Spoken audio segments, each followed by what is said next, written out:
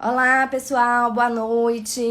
Hoje estamos aqui para o segundo episódio do programa DCI, Descomplicando o Câncer Infantil. Esse foi um programa que eu idealizei para desmistificar uma doença tão grave e que muitas vezes os pacientes têm muita dificuldade até de falar a palavra.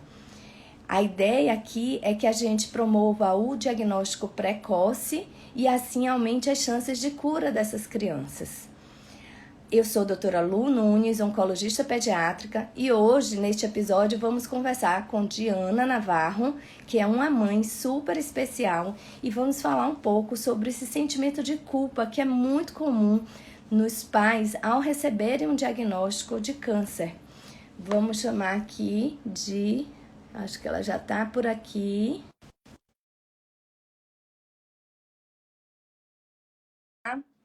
Di, você conseguiu achar aí o convite? Aê! Oi, Di! Que bom receber você aqui. Muito feliz. Deixa eu ver se eu aumento, levanta a câmera aqui um pouquinho. Tudo bem? Tá me ouvindo? Agora tô. Pronto. Agora tô. Deixa eu aumentar aqui. Pronto. E aí, como é que você está? Tudo jóia, Tudo bem. né? Você tá me ouvindo bem, tá, né? Tô ouvindo É a bem. primeira vez que eu faço isso, tô nervosa. Ah, não fique não. A gente vai aqui conversar super gostoso, como sempre conversamos nas consultas, né? Ai, a gente fala demais. É bom, mas é bom conversar, né? Porque a gente vai ajudando aí a desmistificar as coisas que a gente passa. Ô, Dia, eu Verdade. queria que você contasse um pouquinho da sua história, como é que foi essa vivência, né? Essa história do câncer infantil na sua vida. Primeiro, assim, tô super feliz por estar aqui, tô nervosa, mas tô feliz pra caramba, por esse convite, pela confiança, então quero agradecer. É uma sensação indescritível, Lu. Você, como médica, pode até passar por isso várias vezes, né? Mas para cada mãe é muito único. E eu lembro que abri um buraco no chão e a gente caiu, né? Literalmente. Eu nunca vou esquecer aquela sexta-feira. A gente fez um exame de rotina, estávamos no meio da pandemia, em 2021, e o laboratório ligou dizendo que os exames de Arthur estavam muito alterados, se ele já estava internado. Né? Isso foi numa quarta, numa quinta eu vi o pediatra dele, numa sexta nós já estávamos internados no Santa Isabel com você. Então, assim, foi meio que no fluxo, assim, né? A gente não teve tempo para parar para pensar muita coisa, né? A gente foi seguindo aí o que a gente precisava seguir, né? As suas orientações. Mas foi realmente bem Ele não complicado. tinha nenhum sintoma? Então, os sintomas dele foram mascarados por conta da pandemia, porque a gente estava em casa, né? Então, a palidez, a falta né? A gente achava que era a falta da vitamina D e tal. Ele estava cansado, a gente achava que era falta de ritmo, porque não estava na escola, estava em casa, e as manchinhas roxas na perna, porque ele é criança e ele se batia. Então, nada, assim, gerou um alerta, né? Na A gente. gente nem pensa, né, nessa possibilidade, né, Lu? Não, não pensa. A gente não pensa nessa possibilidade. É sempre com alguém, nunca com a gente, né?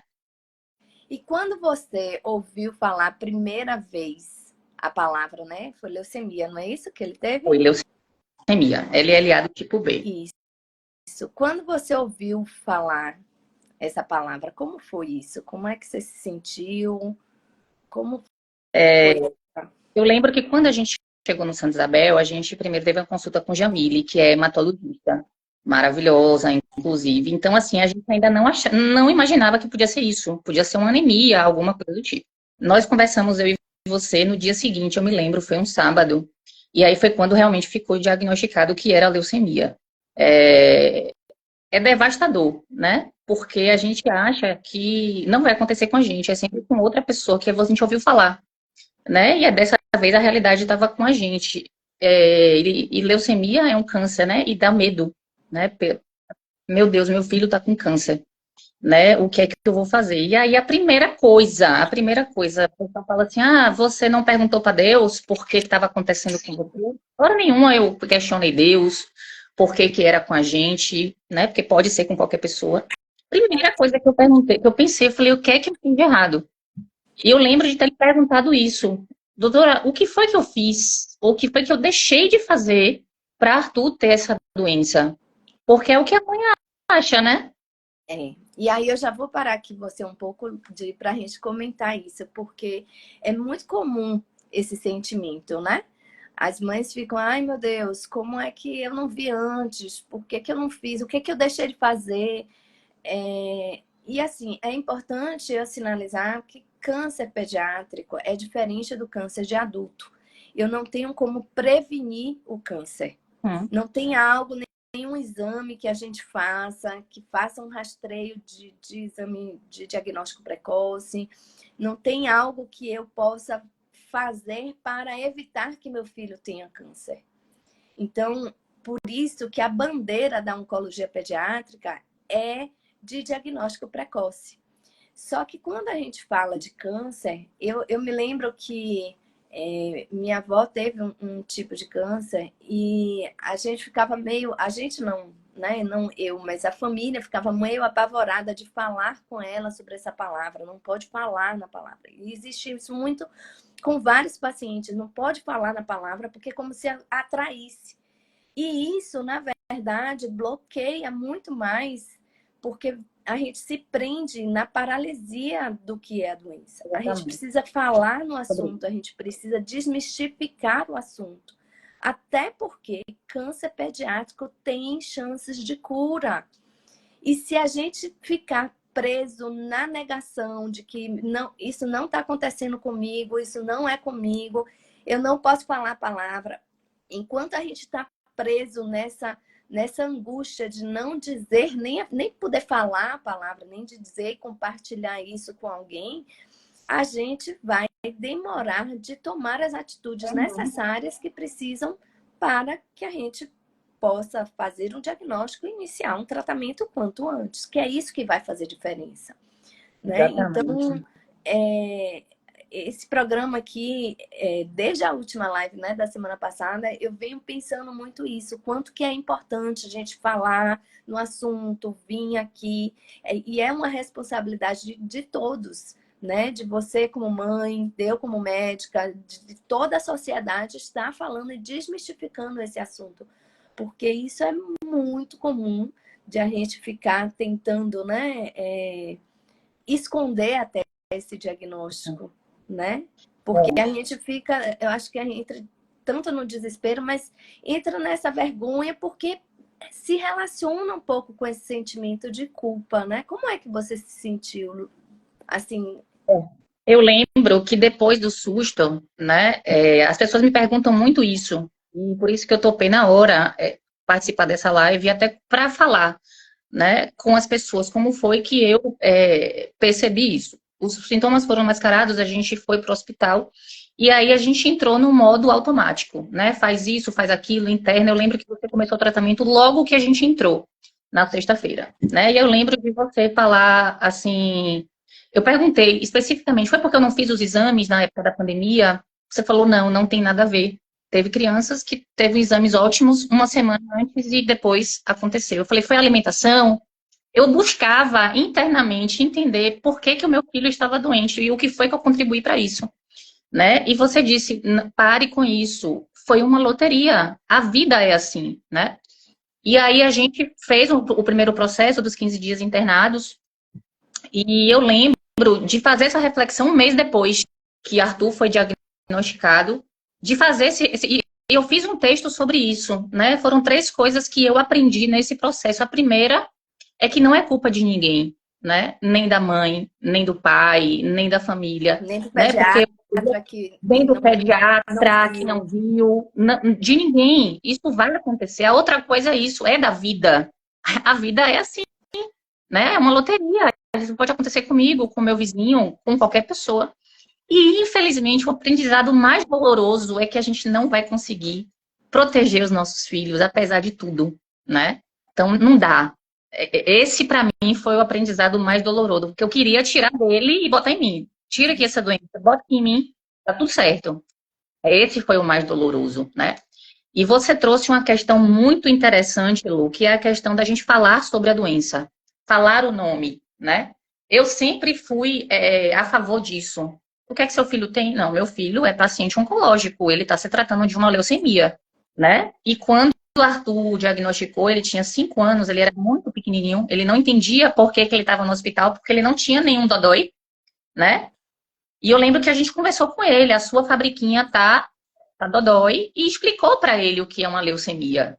Lógico que ele não tem o entendimento que nós adultos temos da letalidade e tal, mas isso também desmistifica, isso também ajuda, porque a criança faz parte do processo, né, da cura, estar ciente que precisa daquele tratamento, né, de ouvir as médicas. Ele fala, mãe, quem manda na nossa vida é a doutora Lu. Eu falei, é a doutora Lu, é o que ela fala, é o que a gente vai fazer. E é muito E é importante. incrível, né? É incrível quando você consegue ter essa relação médico-paciente de uma confiança assim, é, é muito legal. E aí eu também queria fazer uma pausa para a gente comentar isso, porque o quanto que às vezes os pediatras podem ajudar nessa condução Uhum. né, inicial, né? Porque o quão é importante ali, primeiro, não, como é que eu vou dizer? Estimular esse sentimento de culpa, né? Porque aí alguns pediatras chegam assim e dizem assim, ah, por que você não trouxe antes? Como é que você não viu, mãe? E, na verdade, não tem, porque a leucemia às vezes acontece assim, de forma muito rápida mesmo. A maioria dos cânceres pediátricos acontecem de uma forma muito súbita. E não é nada que você fez ou que você deixou de fazer que vai evitar que ele tenha aquela doença. O que a gente pode é agir rápido, fazer um diagnóstico para poder aumentar as chances de cura. E aí eu vi aqui uma outra mãe comentando que o filho dela teve um LLAT, uma doença até super grave a dele, e ele está curado, não sei quantos anos mais fora de terapia, mas ele já deve ter bem mais de 5 anos aí fora de terapia, se não está chegando aí a uns 10 anos de fora de terapia. Então ele está curado de uma leucemia. Então, é possível curar. E se a gente levar essa informação para os médicos pediatras, a gente vai poder fazer uma diferença. E esse acolhimento inicial vai fazer com que ele crie uma relação médico-paciente de confiança para que esta mãe possa sempre trazer, né, realmente, assim, claro que o oncologista tem um papel diferente do pediatra numa condição de leucemia, porque eu sou Uhum. especialista, eu vou conduzir todo o tratamento, então é diferente. Mas o próprio pediatra, né, esse sentimento, eu tenho alguns pacientes que às vezes o pediatra atende, consegue reconhecer rapidamente, e que a gente vê assim, esse sentimento de gratidão ao pediatra também, que para o médico é muito importante, porque é como se ele validasse ali todo o exercício de tantos anos que a gente estuda e que a gente está ali na frente do paciente, e o que a gente fez diferença, né? Porque a gente, assim, eu acho que eu sou uma idealista na medicina, eu gosto de pensar assim, que eu não estou aqui pelo dinheiro, é claro que essa é a minha profissão e eu recebo por isso, mas a minha, assim, meu propósito de vida é estar aqui para ajudar crianças com câncer. E pode ser um pediatra que está ali para ajudar outras crianças. E fazer diferença na vida de uma pessoa é de um sentimento, assim, de gratidão que é imensurável. E isso faz toda a diferença para a vida daquele médico, né? Então, essa coisa que o dinheiro não paga, né? Do exercício da sua profissão de uma forma responsável, de uma forma comprometida com o paciente, isso vai dar uma coisa para o médico que lugar nenhum, dinheiro nenhum vai pagar.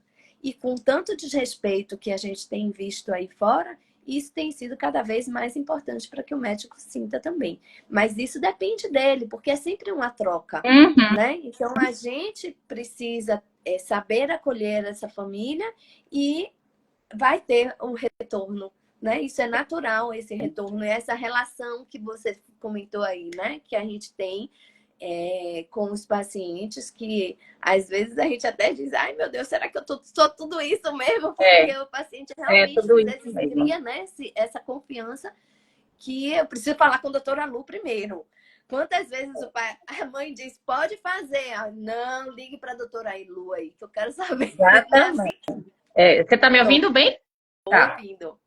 É porque deu um tilt aqui no fone. Eu Não, queria mas a gente trazer está uma coisa ouvindo. que você comentou, Lu, que é muito importante, né? Essa questão, quando a gente recebeu o diagnóstico, que a gente foi no fluxo e a gente precisa de uma rede de apoio, né? Eu lembro do meu irmão. O meu irmão é o meu oposto. Ele é muito sossegado, ele é muito calmo. E eu lembro que eu no PA, para internar, ele falou assim, irmã, calma. Por pior que seja, tem jeito. E é isso. A gente vai passar por isso, né? Então a gente precisa. Esse acolhimento seu, de vocês, foi fundamental, né? Eu falo para todo mundo, e aí tem a ver com a religião, com a religiosidade, né? Que Deus, ele não escolhe os capacitados, ele capacita os escolhidos, né? E eu sou, assim, eternamente grata a toda a equipe do Santa Isabel. Daqui a pouco eu vou começar a chorar, viu, Luciana? Você sabe que eu sou É chorona. bom, é bom. É, e assim, não é só o médico, o profissional, né? Eu falo sempre isso. Das meninas da recepção, as enfermeiras, vocês entregam muito mais do que competência e profissionalismo. Não é só isso. Porque do lado de cá, não é só disso que a gente precisa. Porque protocolo é protocolo, né? Mas vocês têm algo especial e eu vou te dizer, Deus sabe quem ele escolhe, porque é uma profissão que eu jamais faria, né? Não conseguiria mesmo. E vocês lidam com isso todo dia, né? Porque a gente vai para o hospital e a gente volta para casa, mas vocês pegam 5, 10 pacientes. E assim, eu fico, gente, como é que consegue, né? E boto nas minhas orações para que cada dia mais vocês consigam, porque vocês que fazem a gente conseguir também, É, né? eu vi minha mãe entrou aí e eu digo sempre, porque ela me pergunta como é minha filha mais chorona vai fazer justo oncologia pediátrica. E aí eu digo, poxa, mas é justamente por isso, porque tem que ter essa sensibilidade, né? E eu vou te dizer, é muito difícil fazer oncologia pediátrica, não é para qualquer um. Eu acho Não que é? a gente se expõe a um grau de sofrimento, né? Que é diferente de estar do lado do outro lado da mesa, né? Porque vocês é um filho de vocês, a gente não consegue nem imaginar o que ser ter um filho ali naquela situação. Mas eu digo que a intensidade é menor, mas ela é de forma crônica e com vários pacientes ao mesmo tempo. Exatamente. Então, isso faz realmente com que a gente tenha que trabalhar, né, muito. Mas uma coisa que me ajuda muito é esse senso de propósito, né? De entender que eu estou aqui por algo maior, do que não é só a profissão. Então, isso me ajuda a lidar melhor com a doença, né? Com esse sofrimento todo e entender que eu sou a profissional. E que meu papel aqui não é definir quem vai viver, quem vai morrer. Meu papel aqui é fazer meu papel de médica, de acolhimento, de técnica, né? Porque aí eu Uhum. sou oncologista, sou especialista, eu preciso saber o que eu estou fazendo, não posso sair fazendo qualquer coisa. Mas se eu fizer com responsabilidade e com comprometimento, isso vai me dar esse senso de propósito que vai me fazer superar essa dor de lidar com crianças com câncer, que é diário isso.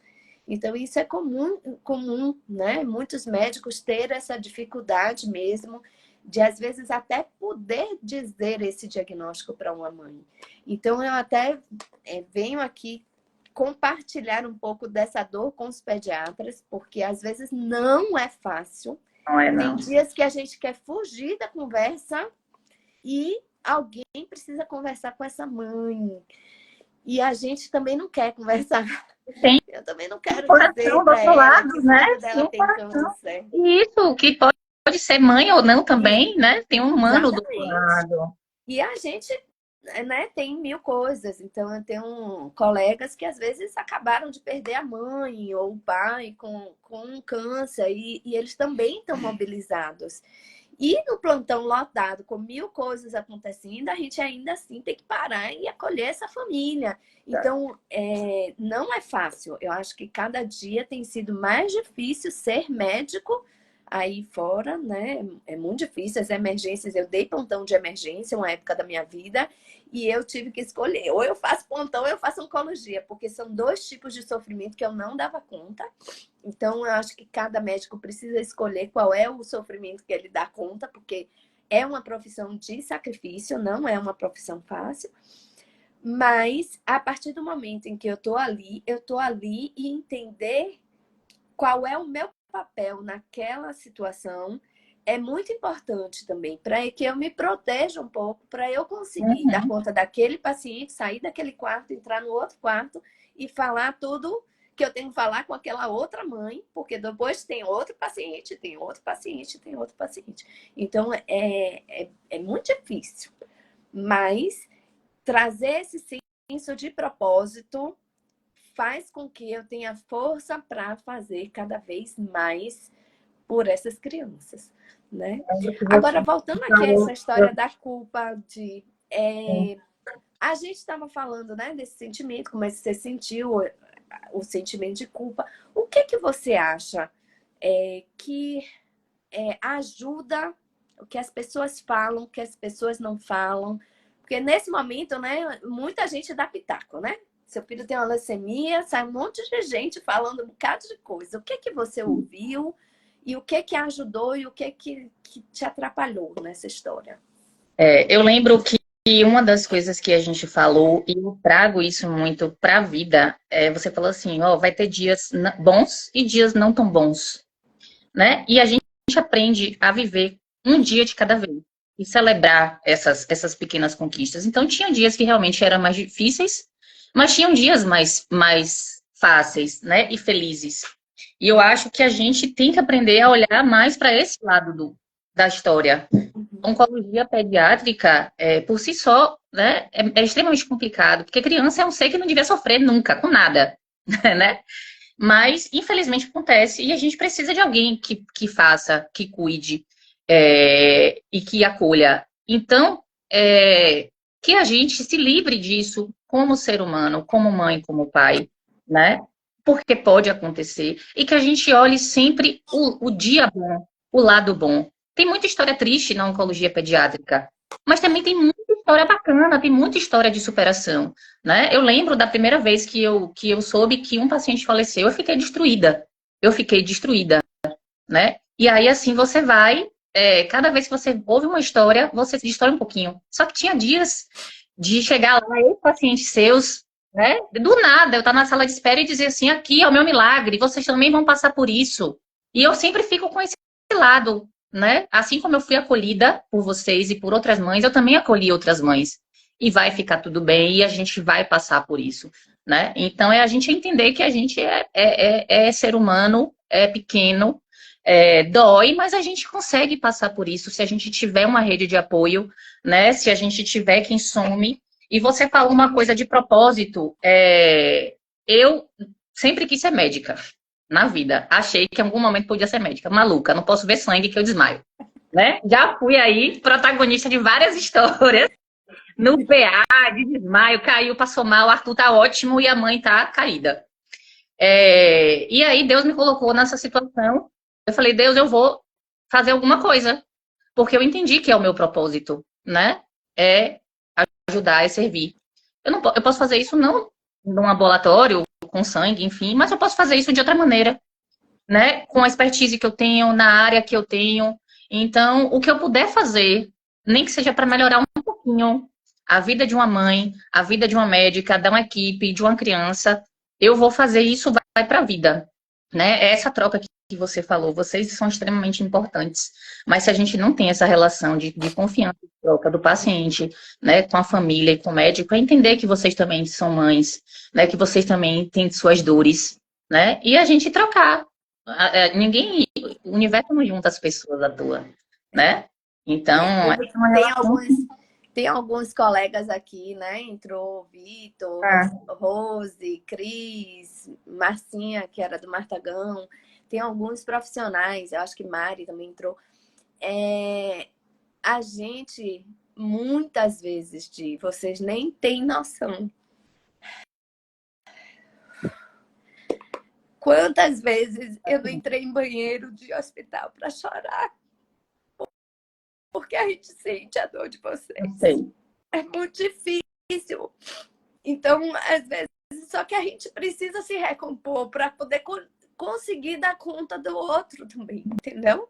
Uhum. Então, muitas vezes a gente sente demais, porque a gente também se vincula a vocês, né? Eu sei. Então, é claro que alguns pacientes tocam mais, outros tocam menos, mas é, é muito, assim, é muito intenso essa relação. Então, às vezes, tem dias que eu não consigo. Eu tenho dias que eu preciso pedir ajuda. Quem precisa de Tem dias que eu um preciso, abraço olha, são isso aqui eu não vocês. consigo conversar. Esse paciente aqui, Juliana, Laurinha, Luísa, pelo amor de Deus, me ajudem aqui. Eu já tive pacientes que eu precisava dizer, né, da progressão de doença e eu não conseguia dizer. E eu tive que sair várias vezes. Eu chamei a psicóloga para conversar comigo e eu tive que respirar, ir lá fora, respirar um pouco para eu conseguir baixar a minha emoção e eu conseguir dar conta de falar também. Porque é difícil isso mesmo. É muito Demais. difícil para o médico. E, assim, algumas coisas que me ajudam é a meditação. Porque quando você está meditando, a minha sensação é que você tem um olhar mais amplo do que a gente faz e por que a gente faz. Então, todos os dias, às vezes, eu respirar, né? E Uhum. respirar antes de entrar no quarto. Se eu vou fazer uma conversa difícil, eu preciso respirar, acalmar um pouco, perceber como é que eu estou me sentindo, para que eu possa aliviar um pouco essa minha tensão e aí eu poder seguir adiante. Eu planejo onde que eu vou fazer essa conversa, Uhum. né? Não dá para fazer em qualquer lugar. Eu preciso entender quem é que vai participar dessa conversa. E se eu puder, sempre, sempre, sempre eu trago alguma outra pessoa da equipe comigo, porque às vezes precisa ter um olhar externo a quem está falando, para poder ter essa Uhum. percepção, porque às vezes a gente está ali conversando e a gente entendeu que a mãe não entendeu o que a gente falou e que a gente precisa ter essa paciência, repetir 10 vezes se precisar. E eu acho que é uma das coisas, eu acho que eu sou uma das médicas que mais conversa com os pacientes. Ave Maria, Arthur, fala minha mãe, você Para de não. conversar. Mas essa conversa, às vezes, é muito importante, porque a gente Muito. passa a conhecer vocês. E à medida que eu conheço Diana, como é que Diana se comporta, eu sei como eu vou conduzir Diana. Então, eu começo a personalizar esse acompanhamento, esse atendimento. Eu sei que aquela mãe ela é muito preocupada e eu preciso acalmar um pouco essa energia. Eu tenho aquela que não, que tá tudo bem e às vezes não entendeu ainda que a situação é grave e que ela precisa estar mais Uhum. próxima e não pode ser assim, né? Principalmente esse Uhum. pessoal que vai para o interior e tudo, a gente fica assim com muito cuidado e a gente prende um pouco até a gente entender como é que é a dinâmica dessa família, para que a gente consiga realmente atender eles de uma forma melhor, né? Enfim. Maravilhoso. E aí passou-se todo um sofrimento, né? Ao Passou. longo desses anos, como foi de né? Você falou aí que foi coisas boas também, que não tinham só dias ruins. Como foi isso para você? Eu digo Então, assim, porque você foi uma mãe extremamente presente. Eu fui testemunha, assim, de uma mãe que tentava ao máximo normalizar, né, os dias dele no hospital. Como foi isso? Como é que você criou isso? Me conta um pouco. eu lembro Tipo que assim, ó, essa fotinho. amo essa foto, meu banguelinho. Não, a gente tem tantas, né?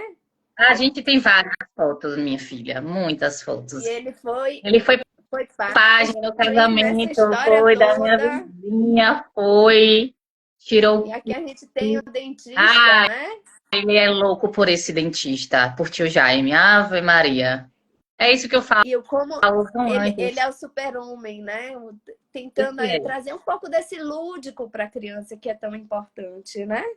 Esse aí é. Eu não tenho nem o que falar. Eu lembro que uma vez, no dia que Arthur internou, que foi aquele dezembro, né, que você falou assim: Arthur não vai para casa. Tá estranho, Arthur não vai. E aí, toda mãe, quando fala internar, pelo menos eu desmaio, já quero desmaiar, né? E aí eu lembro que Jaime entrou para ver outro paciente, ele falou assim, o que foi que aconteceu? Eu falei, Arthur vai internar. Aí ele, posso te dar um abraço? Pronto, foi suficiente, sabe? Assim, às vezes a gente só precisa de um abraço, para dizer, olha, eu tô aqui, vai ficar tudo bem, né? E Isso é assim, tão foi importante você dizer. Porque às vezes a gente não precisa dizer nada, né, gente? nada, Não precisa nada, falar nada. não Às vezes a gente não encontra palavras, mas não precisa dizer. Só precisa estar ali, eu tô aqui. Se precisar, exatamente. né, me dá um abraço, uma mão acolhedora, isso é mais Eu importante. recebi muito isso e eu dei muito isso. Às vezes eu estava triste também, porque o exame de Arthur não estava legal, qualquer coisa, Arthur não estava comendo, enfim, mas tinha outra mãe ali que tinha acabado de receber a notícia, e aí eu fui lá, falei, vai, tá tudo certo. Então, é um pouquinho que a gente dá também, né? Lá e cá, eu recebi muito amor e eu dei muito amor também, né? Então, assim, vai fazer 4 anos agora em maio. Parece uma eternidade, né? Meu Deus do céu, parecem 40 anos. E às vezes parecem 4 meses, né? E foram anos, assim, que eu sobrevivi. Eu fui no automático, né? E uma das coisas que eu posso falar aqui para alguém que está passando por isso e que está com você ou que está com qualquer outro médico assim, confie na sua equipe, no seu médico e siga as orientações. Eu falo para todo mundo, quem manda na minha vida é a Luciana, até hoje. Até hoje. Minha mãe, eu quero isso. Só se a Luciana deixar. Só se a Luciana deixar. Ah, pode ir na praia. E Só é se a Luciana deixar. engraçado porque às vezes tem coisas que não é o médico que decide, né? Mas eu Então, às digo que vezes, é. eu quero, sei lá, e acho que uma vez ele queria pintar o Pintar o cabelo. cabelo, Aí, furar a orelha. Eu falei, não. furar a orelha, furar a orelha, foi mesmo, furar a orelha. Então, às vezes, assim, ele já estava fora de tratamento, já não estava mais com o risco, né, de ter nenhuma infecção, porque o problema de furar a orelha é, Uhum. né, mais uma agressão e a gente poder fazer alguma infecção, entendeu? Ele não tinha mais isso, então ele não tinha uma contraindicação médica. Ali Mas era ele não uma sabe. decisão materna, né? Pode ou não pode, porque minha filha não podia fazer tatuagem. Você tem que ter 18 É, anos. Quando você tiver 18 anos, você é dona do seu nariz, aí você faz a tatuagem. Mas antes disso, não. Quem manda aqui sou eu. é. Mas Pois isso é uma eu decisão muito falo. individual, uma decisão de mãe. Então, às vezes, o que eu devolvo é isso. Isso não é uma decisão médica. Do ponto de vista médico, ele pode fazer. Agora, se você vai deixar ou não, aí são Não, eu outros 500. boto logo na conta de luz. Não É, pode, não. mas aí eu também tiro logo minha culpa, viu? Ele Porque não, fala, não ele venha fala, pra mãe, cima de Lu mim, não. deixou. Lu deixou. Eu falei, ai, meu Deus do céu. Aí você se vire. Se você É, mandar perguntar pra mim e ele, é, não assumir exatamente. depois, aí o problema é seu com ele lá. Mas assim, foram anos que a gente foi sobrevivendo, né? E indo no fluxo e celebrando cada vitória. Eu revi muitas coisas, muitos valores pessoais. Eu lembro que eu achava uma besteira fazer formatura de ABC. Falei, gente, que palhaçada. E eu chorei horrores com meu filho formando em ABC, porque aquilo ali não era uma formatura de ABC. Aquilo ali era meu milagre, né? Então, quando ele entrou de pajem no casamento, sabe, assim, é uma coisa que só quem passa é que sabe, é o nosso milagre. Eu falo que eu ganhei na Mega Sena da virada todo dia. Eu ganho todo dia na Mega da Virada, né? Então, a gente foi meio que no fluxo, né? Tratamento interno e tal. Pode voltar para a escola. Cada coisa liberada era uma felicidade. Pode voltar para a escola. Pode voltar para o futebol. Pode tomar banho de piscina. Voltar à normalidade, né? Da vida de criança. Porque ele foi pego bem no meio da infância, 5 anos de idade, né? E no final do ano passado, acabou de fazer um ano, ele saiu do tratamento e aí a gente entrou em outra fase, que é a fase assim da volta à normalidade. E aí foi onde eu senti mais, acredite, porque era o medo de não ir para o hospital, era o medo de não ver Lu, é o medo, o que é que pode acontecer se eu não tô com Luciana, né? E qualquer coisinha, meu Deus. Eu tinha uma paciente que dizia assim, na época a gente fazia um protocolo que era com quimioterapia oral só. Ela dizia, ai, doutora, deixa aí esse remédio, não precisa tirar, não. Deixa aí, eu não ligo, não. A gente fica fazendo aqui para sempre, não tem problema. E não dá, né? Alguma hora o tratamento precisa terminar e a gente precisa aprender a voltar a usar nossas pernas e ir assumindo as coisas, né? Aos poucos. Claro que no início a gente precisa estar mais próximo mesmo. E aos poucos, à medida que a gente vai vendo que tá tudo bem, a gente vai espaçando os retornos para que vocês Eu, por mim, possam estava ir aos toda poucos. semana no Santa. Toda semana eu estava aí. Pois é. Mas engraçado, eu estava conversando até com Rose, e é incrível o que você trouxe aí, né? Você falou Cris, Rose, Ju, Luísa, são pessoas muito próximas, né? Então são pessoas que eu quero na minha vida para sempre. Arthur vai ter 40 anos, eu vou ser avó, e eu quero todas vocês, né? A gente faz um vínculo de amizade que vai além do Santa. E aí eu tava falando com Rose, falei, Rose, que engraçado, vir pro Santa antes era doído, né? Porque eu tava todo dia, toda semana. E é exaustivo para quem vai para o hospital, né? Só quem sabe, interno e tal. E hoje a gente reconstrói essa memória, a gente redefine, porque é cura, é alegria, é amor. Arthur, se pudesse, tava aí direto. Ele vai no Santa, E ele tem todas que as ver festas de Dia das Crianças, de Natal, de todas, Carnaval, todas. E ele tem ele que está ver todo presente sempre. mundo. Mas isso repercute também nessa mãe, né? Eu até comentei uma coisa com uma mãe hoje, numa avaliação que eu fiz de um paciente internado, o quão é importante que vocês se cuidem. Porque a criança representa muito, elas sentem, elas percebem no comportamento não verbal. A gente não precisa falar nada com a criança sabe como a mãe dele está. E se a mãe está se sentindo confiante, tem essa relação de confiança com o médico, vai dar certo, vamos lá. A criança percebe isso e vai nesse fluxo. Mas se a mãe entra num desespero e agita, a criança também percebe o medo nos olhos da mãe. Então, o quanto que é importante para cada mãe se cuidar, né? Respirar também, procurar seu atendimento psicológico, sua atividade física, enfim, da forma meditação ou religião, né? Pode ser uma igreja, pode ser a forma como que ela se sente bem para cuidar e criar essa confiança, né? Buscar essa força para estar ali do lado do seu filho. Isso é muito, muito importante. E uma outra coisa que eu queria comentar, que você falou também, sobre essa questão da criança, né? Porque a criança, diferente do adulto, e é engraçado isso, porque a gente já foi criança e a gente perdeu uma coisa que é tão importante que eu aprendo todos os dias com eles. É viver no hoje, no aqui e no agora. Então, as crianças estão ali preocupadas com o desenho que eles estão fazendo. Não me atrapalha, não, que eu estou terminando meu desenho aqui. Não vem com consulta, não vem com furado, não vem com nada, que eu estou fazendo aqui meu desenho. Ou eu estou aqui brincando, sei lá o quê. Eu estou aqui conversando com meu coleguinha, não vou fazer exame nenhum agora. Então, eles estão muito no presente. E a gente, os adultos, né, ficam nessa história, o que vai acontecer com meu filho a partir de agora desse diagnóstico, né? Então, também é um exercício que a gente precisa, e o médico, de novo, eu vou trazer o médico porque o médico tem um papel muito importante nessa lembrança do paciente, de ele estar ali no presente. Calma, respire, se cuide, porque ele vai precisar. A criança precisa da mãe. Vocês são um porto seguro da família, da criança, né? Então, se vocês não derem esse porto seguro ali, eles não conhecem a equipe. Logo quando eles chegam, eles estão ali nesse... O que está acontecendo também? Porque alguém está me furando, me internando, me colocando aqui no leito, faz exame, me coloca de cabeça para baixo, tanta coisa que faz logo no início. E eu não conheço esse bando de gente que está aqui chegando.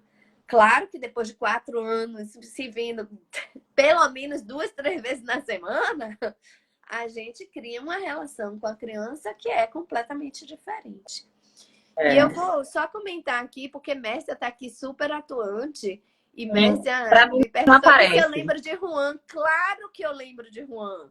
Como que eu vou esquecer de Mércia e Juan? Juan era um paciente que é o jogador de futebol hoje aí.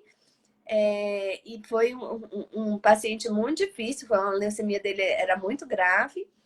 E até achei que ele ia precisar de transplante, mas ele conseguiu curar e ficar bem, mesmo sendo uma leucemia muito grave. Então, é importante também esse sentimento aí de acreditar de que é possível, esse sentimento que é da família, mas também precisa ser do médico, também precisa ser do pediatra que está ali recebendo aquela criança. Ele precisa saber, criança com câncer tem chances de cura. Ele precisa acreditar nisso, porque se ele acreditar nisso, ele vai correr atrás e isso que vai fazer diferença e vai fazer com que essa criança cure, né? Porque se ele desistir ali, com certeza essa criança, a chance dela de sobreviver vai ser muito pequena.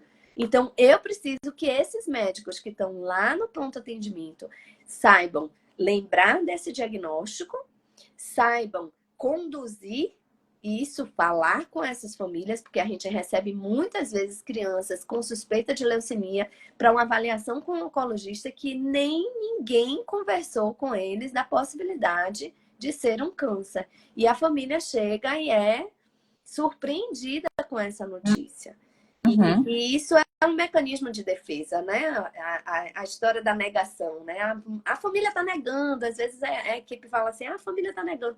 Mas é um mecanismo de defesa da gente. Porque a gente precisa ter um passo a passo, né? A gente precisa dizer, olha, pode ser grave.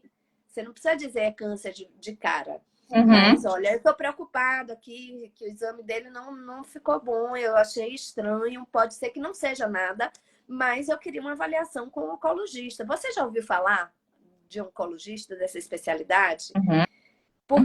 É muito Porque, diferente. às vezes, eles nem sabem o que é oncologia. E a gente não espera. Você não espera. Você acha que é uma gripe. Tá esperando e não sabe o que é. Então, fica nessa história e a gente acaba tendo uma dificuldade muito grande, né? E eu acho que acaba aumentando mais um sofrimento do que diminuindo. Quando a gente não fala, não diz e aquela coisa fica ali no...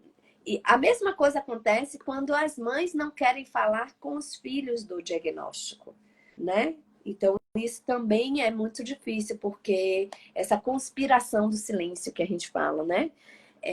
A criança tem direito, ela pode e deve receber o diagnóstico. Claro que ela é uma criança e eu não me comunico com um adulto do mesmo jeito que eu me comunico com a criança. Então, a forma de falar para a criança é diferente. Mas ela precisa saber, é ela quem está sofrendo tantos exames, tanto... Então, e ela vê, gente, a criança não precisa saber que é grave, ela sabe que é grave. Porque é ela quem está ali no leito, vendo o medo nos olhos de vocês. Vendo o medo nos olhos da equipe. Vendo a movimentação toda. Então, é impossível que essa criança não perceba que tem algo de errado com ela. Então, isso é muito comum falando e isso é aí, importante. Eu trouxe, me lembrou 2 coisas, né? Durante o tratamento todo, a gente foi pego de surpresa, né? E aí, muita gente descobriu que Arthur estava doente pela televisão e pelas redes sociais, né? Porque a gente fez um movimento lindo de amor, de doação de sangue, nunca visto antes, né? Assim, de ter que o rapaz do banco de sangue ligar e dizer assim, para de mandar gente porque não está dando conta. Eu falo isso com muito orgulho, porque a rede de amor que meu filho mobilizou foi incrível. Eu não vou ter nunca palavra suficiente para agradecer. Pessoas que eu nunca vi na vida, que doaram de outras cidades, que falaram, botei o nome do seu filho em oração. Agradeço até hoje isso. E uma das coisas que mais me marcou, Lu, quando a gente teve o diagnóstico na sexta-feira, não foi nem um diagnóstico, mas assim, que já estava para saber, o pai de Arthur estava fazendo os trâmites do internamento e eu fui com ele para o estacionamento. E hoje, 4 anos depois, eu posso falar isso sem chorar. Ele me olhou nos olhos e falou, mãe, eu não quero morrer. E naquela hora eu entendi que eu precisava tirar força, não sei de onde, porque aí depois você entende que é Deus, que é sua religiosidade. E as minhas amigas falam, ai, você é muito forte. Eu falei, gente, não tem outra opção. Eu não escolhi. E eu olhei no olho dele e falei assim, olha no meu olho, você confia na sua mãe? Você não vai morrer. Nunca mais repita isso. E naquele dia eu entendi que nossas vidas estavam na mão de Deus e que tudo ia dar certo. Tudo ia dar certo. Né? E à medida que a gente ia no tratamento, dias bons, dias não tão bons, e eu focava dias bons e dias não tão bons. E assim a gente vai. E assim a gente vai. E Arthur sempre soube de tudo. Tudo dentro dos parâmetros que ele pode saber. Claro, porque é uma Então, se você criança, perguntar, ele sabe tudo do tratamento dele, o que é que ele tem, o que é que ele fez, qual era o protocolo, qual era o da semana, o pique dele. E uma frase que ele me disse, assim, dormindo, para mim a pior hora era a hora de dormir. E aí ele dizia assim, alguma coisa que ele reclamou, acho que do pique. Eu falei, ô filho, mas vai passar, ele é mãe, mas não é em você. É em mim. Então, assim, dói Ai, como mãe. como dói isso na mãe, hein? Dói, porque você quer tirar. E aí você tem que entender que ele está passando por aquilo, né? Quantas vezes eu me tranquei no banheiro para chorar, para ele não ver. Porque ele percebe o que você falou, a nossa conexão é tão forte que ele percebe. Quando ele tá assim, que ele me vê, ele, mãe, é só um espirro, pelo amor de Deus. Daqui a pouco você tá ligando pra Luciana. Eu falei, Arthur, peraí. Ele já sabe, né, como é que a mãe tá, como é que a mãe não tá. E eu me policiava muito em relação a isso. E outra coisa que você trouxe muito importante é se cuidar. Você sempre me perguntava, como é que você tá? Como é que você tá? Você tá se cuidando. E assim, ao longo do tratamento, eu fui vendo que eu podia deixar ele com minha mãe para fazer uma unha, que isso não me tornava menos mãe, nem menos responsável. Que eu podia deixar ele num ambiente seguro, que ele estava bem nos exames, que eu podia sair com as amigas para tomar um refrigerante, Respirar qualquer até, coisa. né? Sair um Respirar, pouco. né? Isso é muito Muito. importante. Isso é Muito. muito importante. E sem se culpar. Sem E se culpar. sem Que é sentimento mais, de sabe? culpa, porque é esse.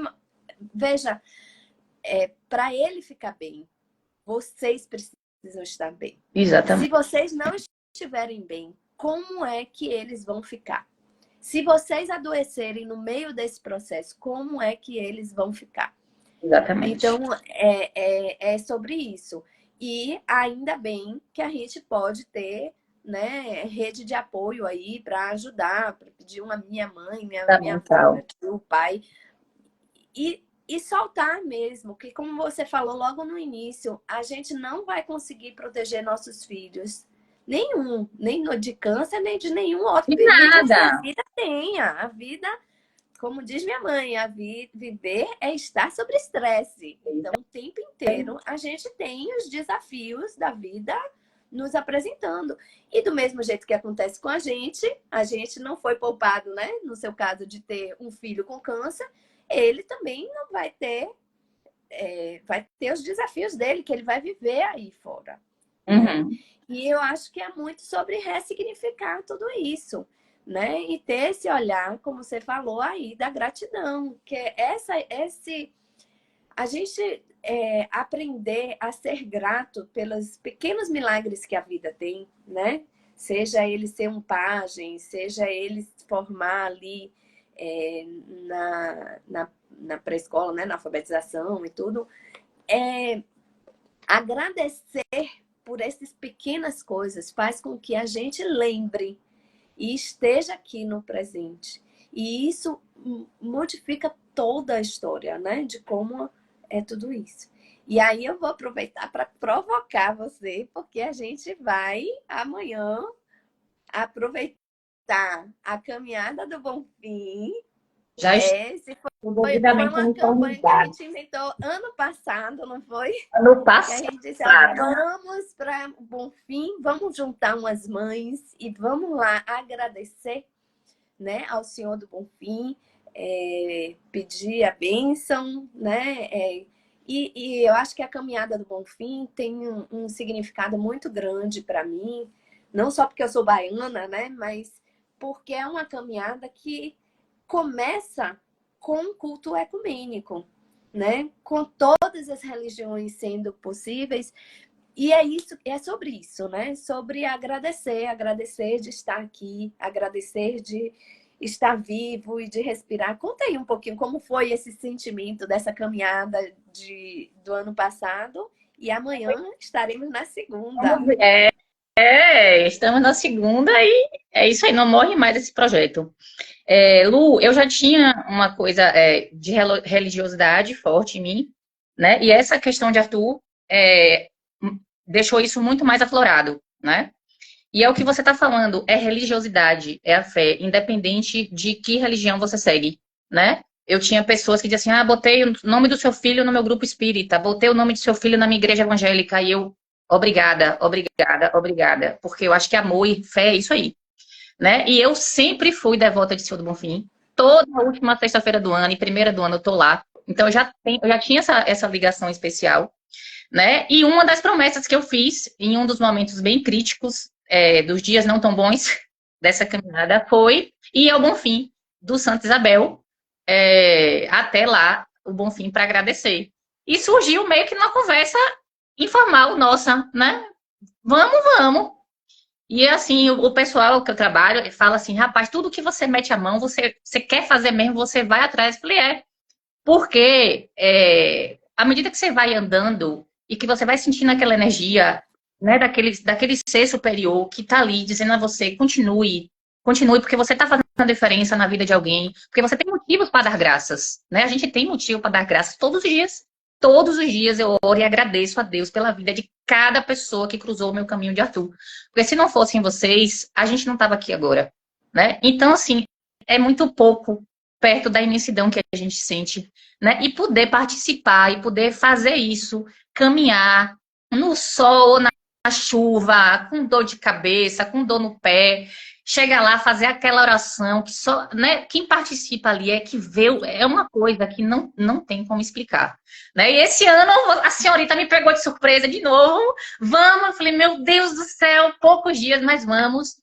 E aí tivemos ajuda, né, de Aline, a gente conseguiu outras coisas, a festa amanhã vai ser linda, né, novidade, e só motivo realmente para agradecer a todo mundo que apoiou, que patrocinou, que a gente não faz isso para ter lucro, a gente faz isso realmente para botar o joelho no chão e dizer obrigada, Senhor, que a gente continue fazendo a diferença.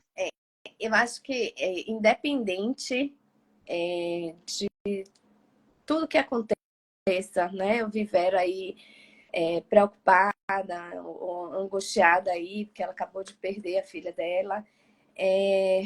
Mas eu tenho certeza que ela fazer o que é melhor, né? Pela filha, vocês fazerem, vocês estarem trabalhando a mente para estar no presente e fazer isso, né? Eu acho que Silene conversou muito sobre isso semana passada, como a gente pode ressignificar um pouco essa dor e tentar transformar ela. É claro que no momento em que, né, a gente precisa passar pelo luto inicial, desculpa, é muito doloroso, mas se a gente puder, né, dar esse tempo e transformar essa dor em outras coisas, né, em ressignificar aí a memória até, o legado dela, eu acho que isso vai te ajudar bastante, tá, Vera? Mas, independente, ano passado a gente teve uma mãe que foi na caminhada com a gente que tinha perdido uma filha, né? E ela estava ali agradecendo por ela ter vindo, que isso deu sentido para a vida dela. Então, isso também, né, quando a gente para e pensa, e às vezes a gente pode perguntar também para alguns pacientes, você se arrepende? Se você soubesse que ia passar por toda essa dor de novo, você teria optado por não ter o filho? De jeito nenhum. A maioria das mães ia dizer, eu ia viver tudo isso. Claro que a gente não Tudo, quer viver essa tudo. dor toda, mas o amor, né, é muito maior. A presença dele na vida da gente faz muito mais diferença. E a gente precisa aprender mesmo a ressignificar tudo isso que vocês viveram. E a caminhada, para mim, é essa reflexão mesmo, né? Isso. Esse sentimento de gratidão que a gente pode exercer, né, juntas. E é muito lindo, né? A gente no final lá, e a gente vai fazer amanhã de novo, a gente fez uma A oração, gente né, criou a nossa agradecendo a tradição, todos. não foi, Lu? E vamos virar uma tradição. Vou fazer aqui um convite a todas as mães que estão aqui, né, e que queiram participar. A gente vai se encontrar às 6 horas da manhã, não é isso? Acordar cedão, 6 horas da manhã, para a gente Essa estar Luciana me fazendo essa caminhada. acaba. Esse ano eu tive culpa nisso, né? Mas eu tenho 6 que horas voltar da para o manhã. hospital, então eu vou caminhar, mas eu volto para trabalhar também. Então a gente vai tentar fazer essa ajuda toda. Vai. Di, a gente já está aqui nos últimos minutos, vai encerrar. Fala Ai, rapidinho já? aí. Foi tão legal. Muito Acho que passou de obrigada. hoje. A conversa passa rápido, né? Passa. A gente está nos últimos minutinhos. Você quer falar mais alguma coisa? Eu quero agradecer, Lu, por participar. Apesar de eu ser uma mãe, assim, engraçada, brincalhona, eu sou extremamente tímida. E falar sobre esse assunto, lógico que a gente revisita, né? Só que é muito importante, porque é o bem maior. Às vezes a gente fala uma coisa e vai bater diferente em alguém que precisava ouvir exatamente aquilo, né? Que a gente, às vezes, Deus usa a gente como instrumento. Já usaram em mim e já me usaram também, ele já me usou. Então, agradecer por essa oportunidade, dizer mais uma vez que conte comigo para tudo, sempre, o que precisar. A gente é uma família, meu filho adora ir para aí. Às vezes eu acho que ele pensa que ele está em casa, né? Porque ele brinca aí. Eu disse, meu menino, você está no hospital. E para ele é muito confortável, ele tem que revisitar todo mundo, ele tem que ver todo mundo, ele ama todo mundo, né? Então, só agradecer por tudo e por ele estar aí tocando o terror, que não está nem em casa agora, né? Deus é quem sabe a hora que vai chegar, tá de férias. E conte comigo sempre, meu amor. Você sabe que eu amo Ai, você você é do uma fundo do coração. parceiraça. Muito obrigada por estar aqui. Feliz demais. Vou dar um beijo a todos e vejo vocês amanhã. Beijo, Beijo, querido. gente! Tchau. Amanhã a gente tá lá 6 horas da manhã, Luciana, meu Deus, 6 horas. Mas Seis, estamos juntos, vamos fazer essa tá caminhada. certo. Encontro vocês 6 da manhã. Um beijo. Tchau.